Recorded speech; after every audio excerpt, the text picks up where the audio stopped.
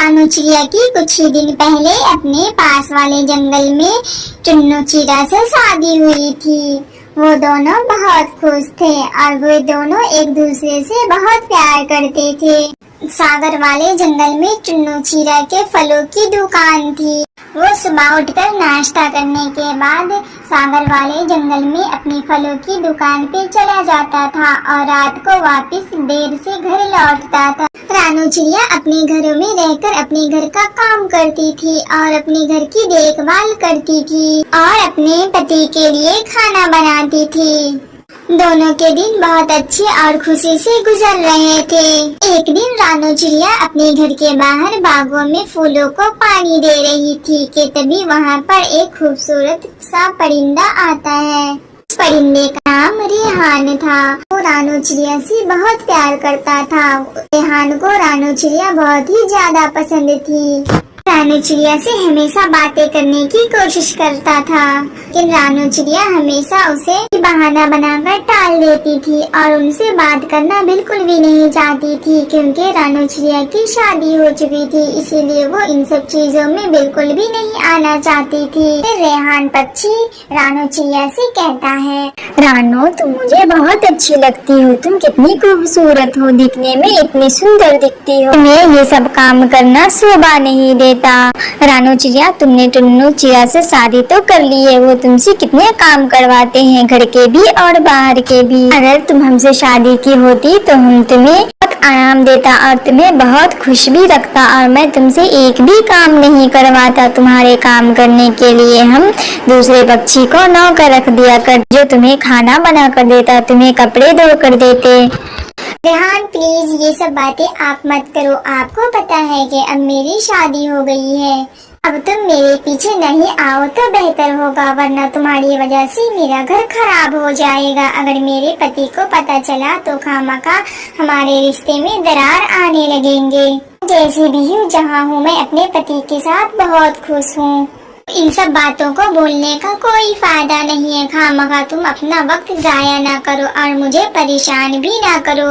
तुम चले जाओ यहाँ से, आज के बाद से तुम मुझे दोबारा नजर मत आना। ऐसा बोलकर रानू चिड़िया अपने घर के अंदर चली जाती है और अपने दरवाजे को अंदर से बंद कर लेती है। ये रेहान का बच्चा तो मेरे पीछे ही पड़ गया है। उनको पता भी है कि मेरी शादी हो चुकी है, फिर भी वो मेरा पीछा बिल्कुल भी नहीं छोड़ रहा है। अब मैं उनसे कैसे अपनी जान छुड़ाऊं? अगर टुन्नू चिड़िया को पता चल गया, हम दोनों के बीच लड़ाइयाँ शुरू हो जाएंगी, वो हम पे यकीन करना बिल्कुल ही छोड़ देंगे।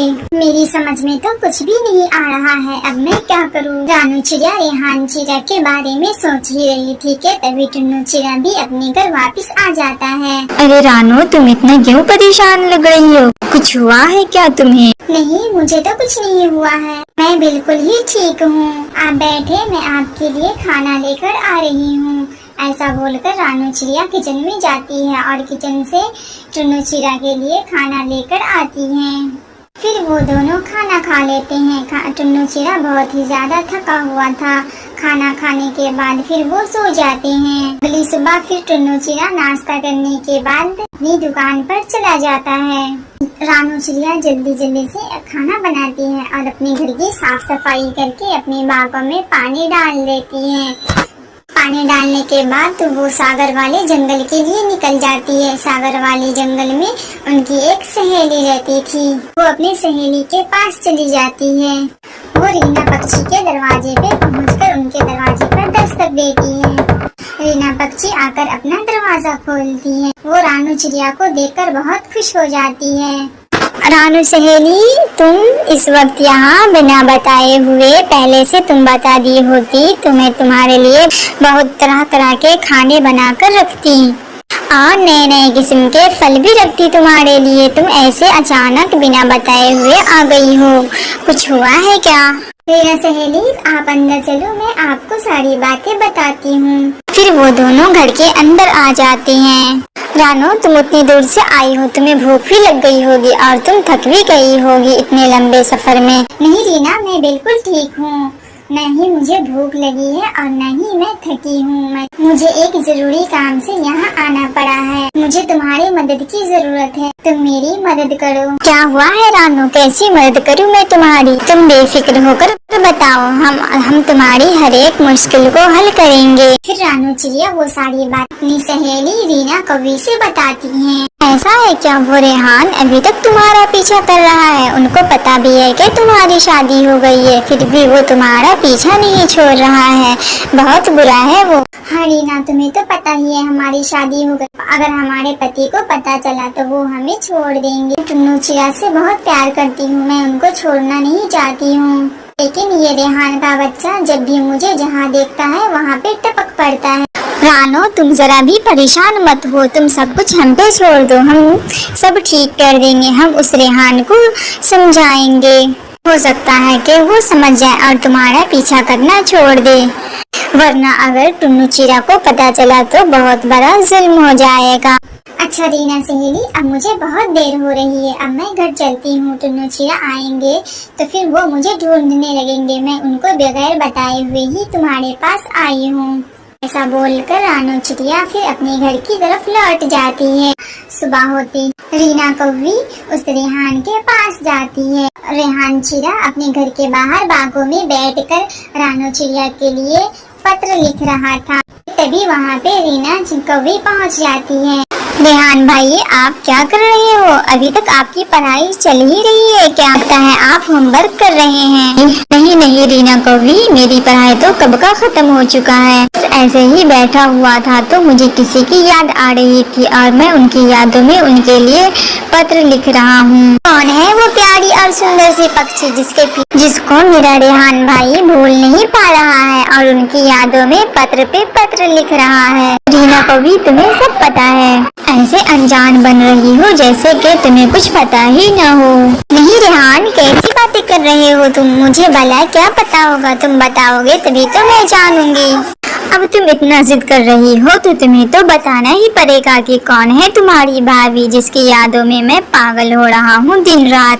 और तुम्हारे भाभी को तो बिल्कुल मेरा एहसास ही नहीं हो रहा है। तो सुनो रीना कौवी, वो हमारी और तुम्हारी स्कूल की दोस्त है। हम सब स्कूल में एक साथ पढ़ने जाते थे, इससे ही मैं उनको चाहने लगा हूँ। वो मुझे बहुत अच्छी लगती है, मैं उनसे बहुत प्यार करता हूँ। वो तुम्हारी बहुत अच्छी सहेली है, तो तुम समझ ही गई होगी, या फिर नाम भी बताना पड़ेगा तुम्हें। रेहान, इतनी पहेलियाँ मत समझाओ, सीधे सीधे से बताओ कौन है वो। मुझे क्या पता कौन है नहीं है, ये तो तुम ही बेहतर जानते हो। ना कभी वो तुम्हारी सहेली रानू चिड़िया है, वो मुझे बहुत अच्छी लगती है, मैं उनसे बेहद प्यार करता हूँ। लेकिन वो रानू चिड़िया मानने के लिए बिल्कुल तैयार ही नहीं हो रही है। रेहान, उसकी तो शादी हो गई है, ये तो तुम्हें पता है ना? हाँ रीना कौवी, मुझे पता है उनकी शादी हो गई है। शादी हो गई है तो क्या हुआ, मैं अब भी उनसे उतना ही प्यार करता हूँ जितना मैं पहले करता था। लेकिन रेहान, ये तो गलत बात है ना। शादी हो चुकी है, अब उनको तुम भूल जाओ और कहीं दूसरी जगह से मेरी सुंदर सी भाभी तलाश करके ले आओ, वरना अगर उनके पति को धोखे से भी पता चल गया तो उन दोनों के बीच वो टुन्नू चिड़िया उसे अपने घर से बाहर भगा देगा। फिर वो कहाँ जाकर रहेंगे, जरा सोचो तो तुम उसके बारे में। रीना कौवी, उन्हें कुछ नहीं होगा, तुम क्यों परेशान हो रही हो? मैं हूँ ना, मैं सब संभाल लूँगा।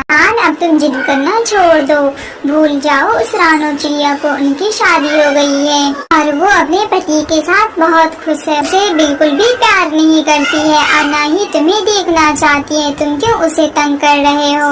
अपनी रेहान भाई, मैं तुम्हें उससे भी एक खूबसूरत लड़की से तुम्हारी शादी करवा दूंगी अगर तुम बोलो तो।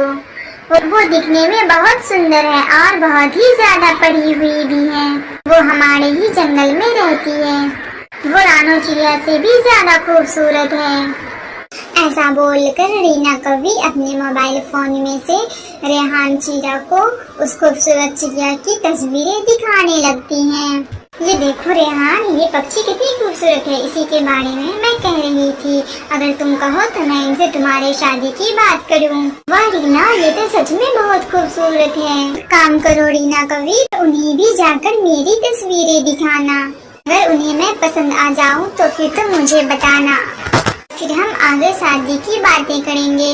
रीना कौवे भी बहुत खुश हो जाती है, उनकी सहेलियों का घर भी टूटने से बच जाता है और वो फिर अपने जंगल वापस लौट आती है